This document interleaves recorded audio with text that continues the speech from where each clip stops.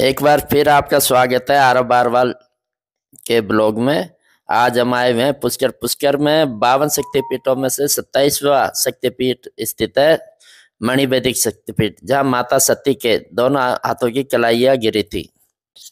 इस मंदिर के लिए जाने के लिए माता सावित्री का जो मंदिर है उसके बराबर में आगे रास्ता जा रहा है। इसी में से थोड़ा आगे जाने के बाद उल्टे हाथ पे आपको घूमना पड़ेगा। वहां से फिर आगे रास्ता सीधी स्ट्रेट रोड वही मंदिर पे जाके रुकती है।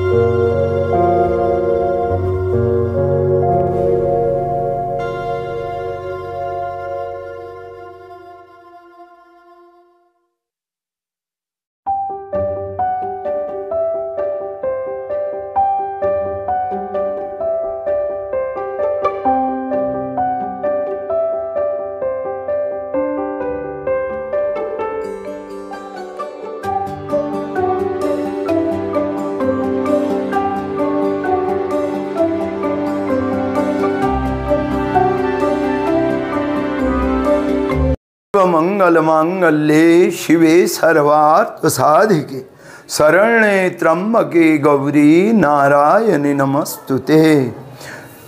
जय माँ, जय माँ।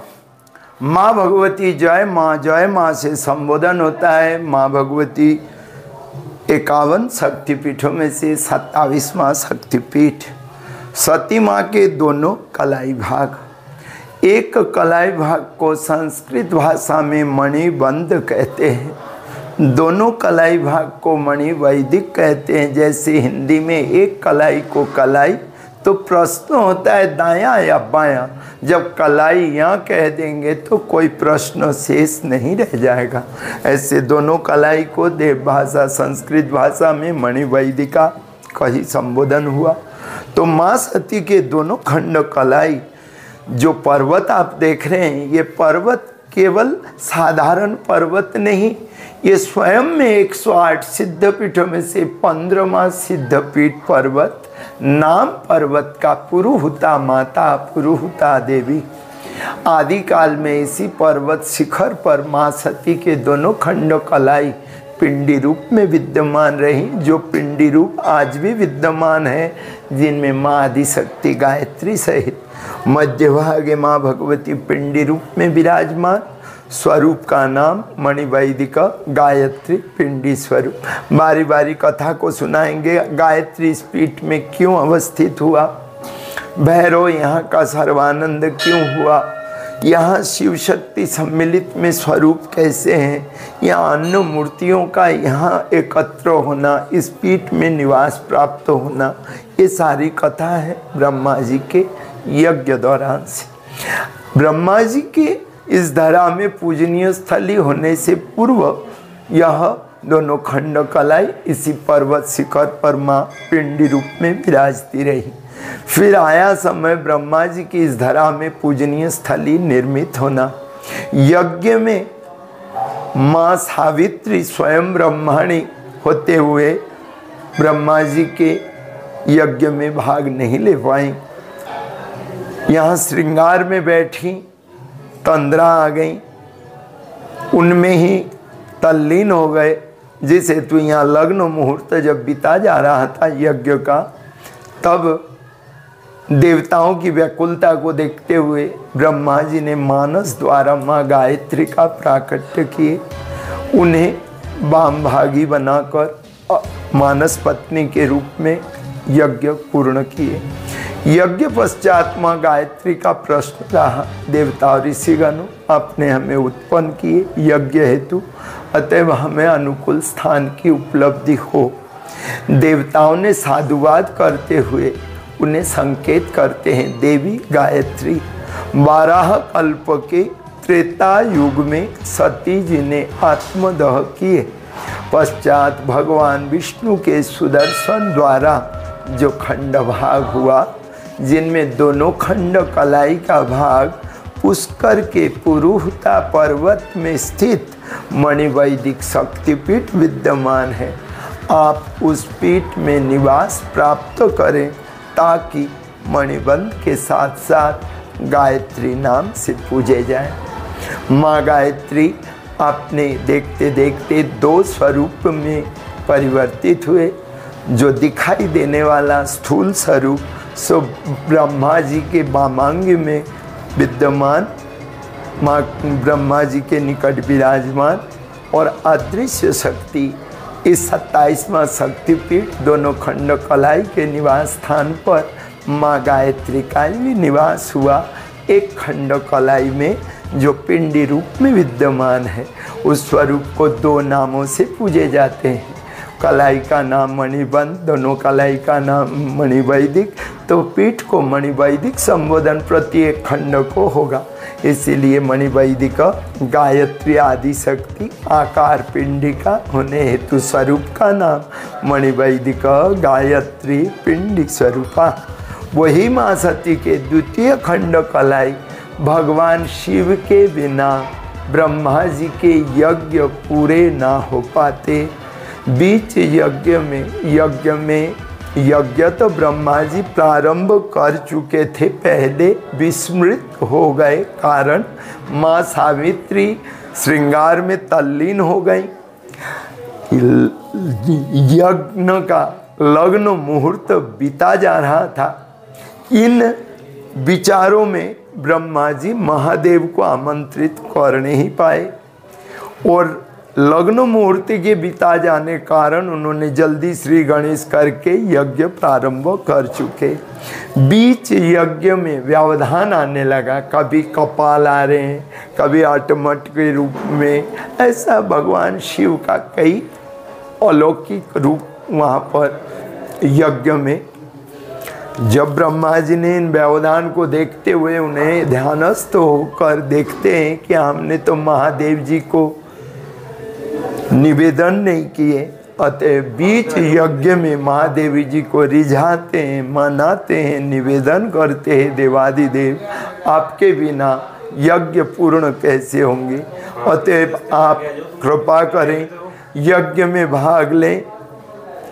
महादेव जी यज्ञ में भाग लेने हेतु आते हैं। यज्ञ पश्चात उस स्वरूप को मिटाए बिना, उस स्वरूप को ना मिटाने का कारण समस्त देवता भगवान शिव को यज्ञ में आना पड़ा। यज्ञ में भाग लेने हेतु उन्हें जोड़े की आवश्यकता रही। तब एक खंड कलाई स्वरूप में परिवर्तित हुए। आलिंगन क्रीड़ा मुद्रा में नंदी पर विराजमान होकर यज्ञ स्थली में उपस्थित होते हैं। समस्त देवता ऋषि जन प्रसन्नचित होकर उन्हें निवेदन करते हैं, देवादिदेव आदि काल में आप ही शिव शक्ति से समुच्च ब्रह्मांड की रचना हुई, अतएव इस गुरु तीर्थ पुष्कर में आप इसी मुद्रा में विद्यमान हो, यही हम सब जनों की प्रसन्नता। तभी भगवान शिव माँ सती के एक खंड कलाई स्वरूप में जो परिवर्तित हुए, उनको इस पीठ में इसी मुद्रा में विराजने का सुख मिला। इसी हेतु स्वरूप का नाम मणिवैदिक उत्पत्ति स्वरूप शिव सती माता। भगवान शिव इस पीठ में भगवान ब्रह्मा जी के यज्ञ निमित्त 24 युग उपरांत माँ सती को पुनः स्वरूप में प्राप्त किए। इसीलिए यहाँ का जो भैरव इस पीठ का नंदी वाहन कहलाया। और समस्त पीठों में स्वान वाहनीन अवस्थित भैरव, कुत्ते का वाहन ही भैरव जी का वाहन है। परंतु पुष्करे शक्ति पीठे नंदी वाहन अवस्थित भैरव। क्यों ऐसा कि आदि काल में भगवान शिव माँ सती के पति, फिर माँ सती के देह अंग खंड भाग भगवान विष्णु के सुदर्शन द्वारा हो जाने के बाद समस्त पीठों में भगवान शिव भैरव अवतार लेकर देख रेख रक्षणार्थ द्वारपाल बने।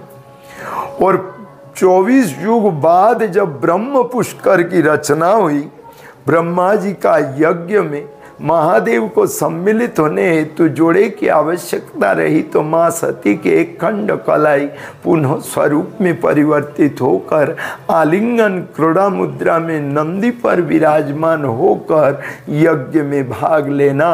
और भैरव का नाम जो है ओम नमः शिवाय, शिव नाम का प्रथम अक्षर भैरव सर्वानंद, भैरव सर्वानंद। इसीलिए यहाँ का भैरव नंदी वाहन मान्य है। भैरव नंदी के ऊपर बैठे हुए नहीं, स्वयं भगवान शिव ही भैरव और भगवान शिव ही माँ सती के पति। इसीलिए भगवान शिव माँ सती के एक खंड कलाई को स्वरूप में परिवर्तित कर आलिंगन क्रीड़ा मुद्रा में कामुकता स्वरूप में नंदी पर विराजमान होने हेतु स्वरूप का नाम मणिवैदिक उत्पत्ति स्वरूप शिव सती माता हुआ। इसी हेतु इस पीठ का जो भैरव नंदी वाहन माना गया। ये समस्त विग्रह वैष्णवी शक्ति। अब आते हैं अन्य मूर्तियों का परिचय। भगवान ब्रह्मा जी सारे तीर्थों के गुरु, इसीलिए इस पुष्कर में केवल ब्रह्मा जी का निवास, इसीलिए समूह पुष्कर को गुरु तीर्थ संबोधन हुआ। गुरु तीर्थ ब्रह्मा जी का नगर को संबोधन हुआ।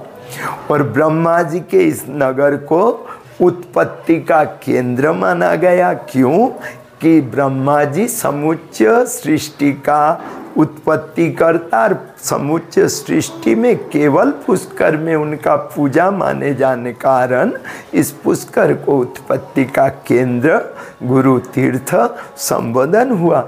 यहाँ कई अलौकिक घटनाएं घटित हुई। तीर्थ गुरु होने कारण सारे तीर्थ पर्वत सागर आदि नदियाँ स्वरूप धारण कर यज्ञ में भाग लिए, जिनमें मूल स्थान में माँ वैष्णव पिंडी रूप में विराजती हैं। गुरु के यज्ञ में सम्मिलित होने हेतु उन्हें स्वरूप धारण करना पड़ा, जिनमें माँ वैष्णव के तीनों शक्ति स्वरूप धारण कर यज्ञ संपन्न किए। यज्ञ संपन्न बाद जब समस्त देवता ऋषिगण अपने अपने गंतव्य स्थान को लौटने लगे, तब माँ वैष्णो तीनों शक्ति अपने स्वरूप को विलीन करे बिना, मिटाए बिना इस पीठ को अनुकूल स्थान जानकर निवास प्राप्त हुए, जिनमें माँ वैष्णो के प्रथम शक्ति अंश अवतार महाकाली माँ चामुंडा, इन्हीं माँ भगवती के नाम से शक्तिपीठ पूजे जाने जाते हैं। एक और माँ लक्ष्मी सरस्वती माँ वैष्णो के द्वितीय तृतीय शक्ति जोड़े से नंदी पर विराजमान, नाम अम्बे अम्बालिका नाम से माँ पूजे जाते हैं। माँ गौरी के आधे भाग में गणेश जी, माँ गौरी गणेश। शक्तिपीठ का नाम श्री राज राजेश्वरी पुरुहुता मणिवैदिक शक्तिपीठ। श्री राजराजेश्वरी शक्तिपीठ का संबोधन नाम है, पुरुहुता पर्वत का नाम है, मणिवैदिक कलाई का नाम है, गायत्री आदि शक्ति, भैरव सर्वानंद एवं माँ वैष्णो के तीनों शक्ति अंश अवतार से निवास प्राप्त। यहाँ महीने के एक दिवस उत्तम दिन शुक्ल पक्ष का अष्टमी, उन दिन में 30 दिनों में जो अनुदान एकत्र होता है, यहाँ कोई चैरिटेबल ट्रस्ट संस्था संपत्ति जैसा कुछ नहीं, अज्ञात गुप्त शक्तिपीठ है। लौकिक नाम से जुड़े 17 जगह में चामुंडा नाम से दरबार, पूरे अजमेर क्षेत्र में 10-11, पुष्कर तीर्थ में 5-6 जगह माँ के भवन भी चामुंडा। इसी होने कारण माँ के पुराणों में वर्णित समस्त नाम हुए गुप्त, इसलिए गुप्त अज्ञात शक्तिपीठ। इन 17 वर्षों में हमने बहुत मंत्री की अर्चना करी भैया, आंसर में हमें 0 ही दिखा, कोई सहयोग नहीं मिला। बाकी प्रयासरत हूँ, जितना कर पाऊँगा इस जीवन में। माँ के शिखर 10-12 वर्ष हो गए, ध्वजा नहीं है, क्योंकि शिखर इतना जर्जर करुण परिस्थिति में हो गया।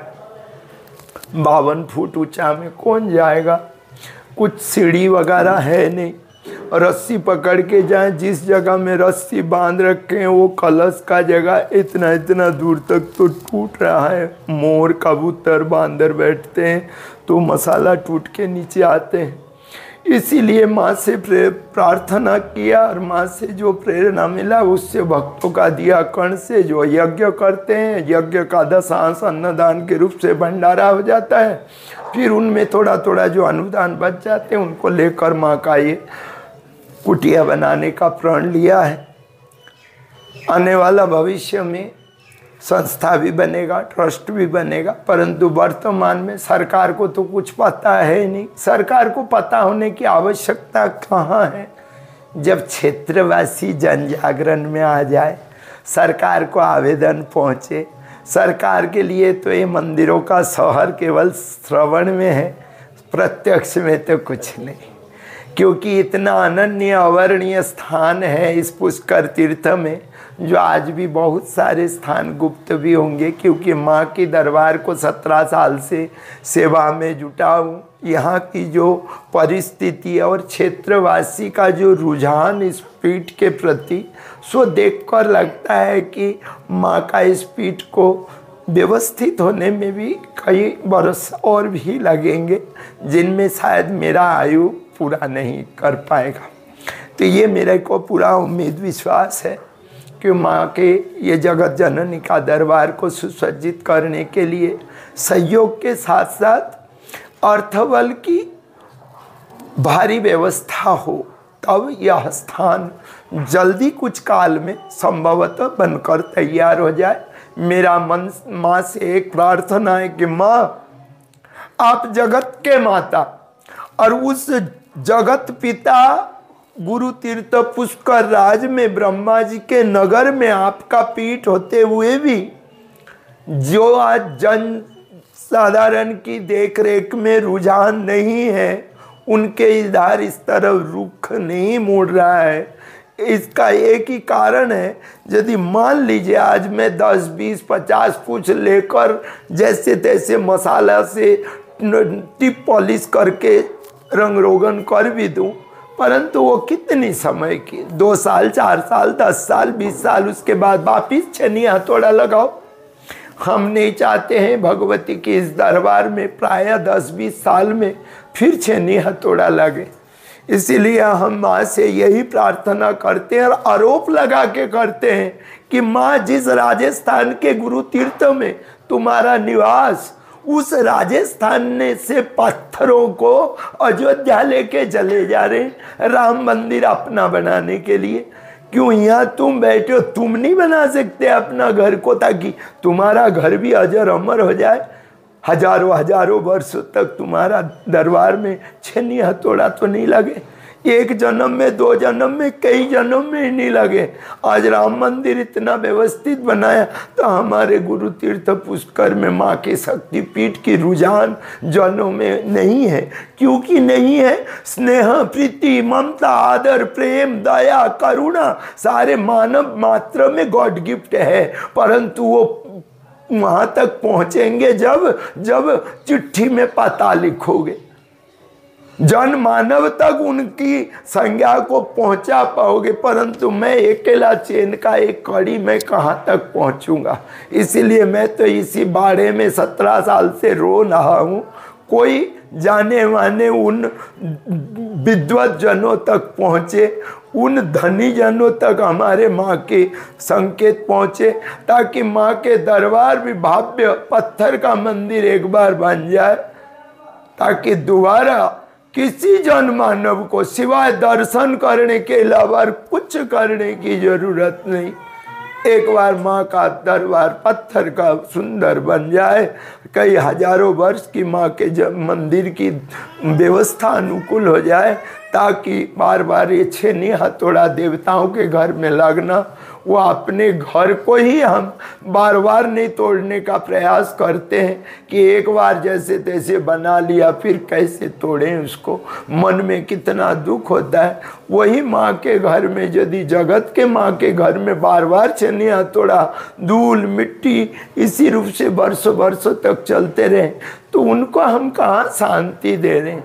हम अपनी शांति के लिए उनके शरण आते हैं। जब उनको ही मैं शांति में नहीं दिखाई देता तो मैं किनको अपनी शांति के लिए किनके आगे रहूँगा? इसीलिए माँ का घर पहले यदि बन जाता है तो जगत के संतानों का घर बनने में कभी समय नहीं लगेगा। उनकी कृपा छत्र छाया अवश्य सब पर बने रहे। यही मेरा सभी मानव से और माँ से भी प्रार्थना कि माँ तुम किसी ना किसी रूप में कोई ना कोई ऐसे भक्तों के सहयोग से या सरकार के द्वारा, जिन सरकार ने एक योजना मात्र बनाते ही सारे जनताओं में रुझान हो गए, ऐसा माँ तुम्हारी भी दरबार को ऐसे सुंदर बना दो जाकि दोबारा कई जन्मों तक, प्राणियों के कई जन्मों तक, हजारों हजारों वर्ष तक आपके घर में छेनी हथौड़ा का प्रहार ना हो। ये माँ से मेरा प्रार्थना और सभी जनमानव को आगे मेरा निवेदन भी है कि माँ के ये गुप्त अज्ञात शक्तिपीठ में दर्शन करने की लालसा जिनको भी हो, माँ के आंचल की आदर कौन नहीं पाना चाहे। जो भी गुरु तीर्थ पुष्कर दर्शन करने आए, ब्रह्मा जी के मंदिर से दक्षिण दिशा में पुरुहूता पर्वत के तलहटी पर जो माँ के 27वां शक्तिपीठ माँ सती के दोनों खंड कलाई विद्यमान, जहाँ के आदि शक्ति गायत्री भैरव सर्वानंद जी हैं, जो स्वयं लौकिक नाम चामुंडा माता नाम से पूजे जाने कारण वह शक्तिपीठ गुप्त व अज्ञात है। उन शक्तिपीठ का मूलतः पुराणों में वर्णित नामों का जल्दी से जल्दी जनमानव में प्रचार प्राप्त हो, ताकि जो भी लाखों करोड़ों के दर्शनार्थी पुष्कर में आते हैं वो माँ से दर्शन से वंचित ना रह जाए। उनको भी माँ का आंचल का छाया, आंचल का आशीर्वाद प्राप्त होती रहे। यही प्रयास लेके माँ को प्रार्थना करता हूँ और मेरा यही करुण शब्दों को आप भी हमारे सहयोग में रहेंगे प्रभु। कि पत्रकार चाहे तो कहीं दूर तक जा सकते हैं, हम चाहे तो एक पग जाने के लिए 4 बार सोचना पड़ता है, पर पत्रकारों का जो सहयोग है वो दूर बड़े उस पदाधिकारियों तक उनका सहयोग का सहारा है। इसीलिए हम आपको भी निवेदन करते हैं देव, हमारे माँ भगवती का ये जो छोटा सा संकेत है, संदेश है, इनको जन जन तक पहुँचे, माँ भगवती का इस दरबार व्यवस्थित हो, ताकि आने वाला समय में छात्रावास, संत निवास, भक्त निवास बना सकूं। ब्राह्मण विद्यार्थी रहेंगे तो माँ के नित्य प्रति, अभी नवरात्रि चल रही है प्रभु, मैंने आज 12:30 से लेके 1:30 बजे तक हमने आरती कर पाया, जो सुबह की आरती थी। जो सुबह 7-8 बजे होने वाला श्रृंगार आरती, उनको आज हमने 12:30 से 1:30 बजे तक इन 2 घंटे के बीच किया।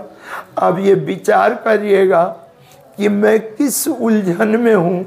चैन का एक कड़ी चैन का कार्य नहीं कर सकता, केवल एक दूसरे पर जुड़ सकता है।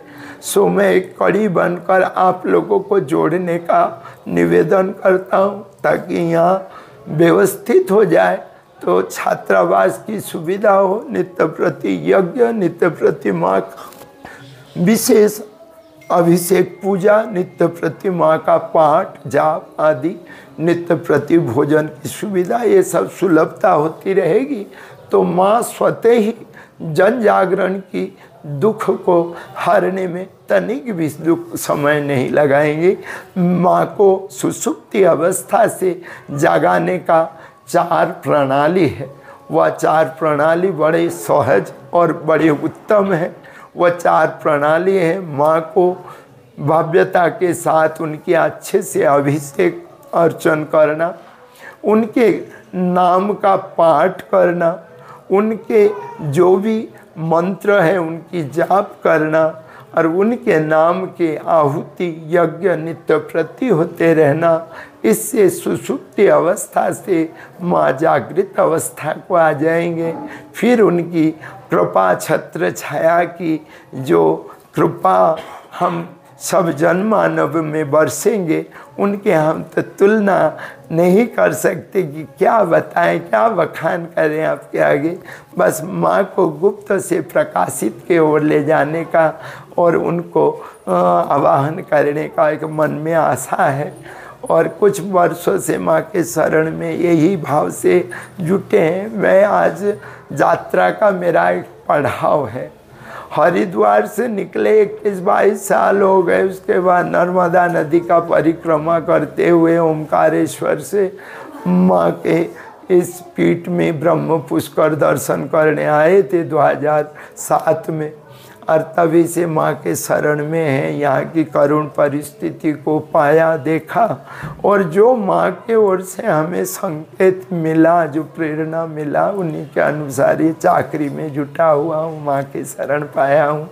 ये मेरा सौभाग्य है, कई जन्मों का पुण्य उदय हुआ, जो आज गुरु तीर्थ ब्रह्म पुष्कर में माँ के शक्तिपीठ की सेवा मिली, जहाँ ना कोई चैरिटेबल, ना ट्रस्ट, ना संस्था, ना संपत्ति, जहाँ एक अध्यक्ष कुटी के रूप से माँ विराजती हैं, उनको पुनः लोकालय में पुनः लाकर जन जागरण के आधार पर माँ के दरबार को सुसज्जित बनाने का प्रयास है। सो आप जन मेरा ये निवेदन को स्वीकारेंगे।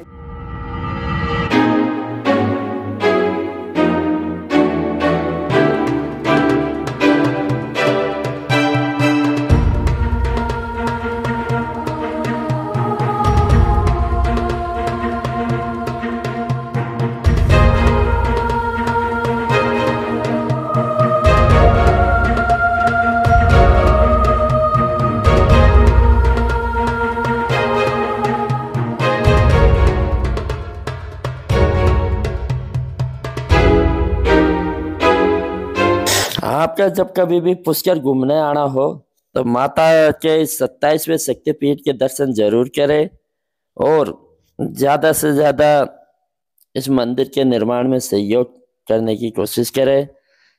आपको वीडियो कैसा लगा कमेंट करके ज़रूर बताएं।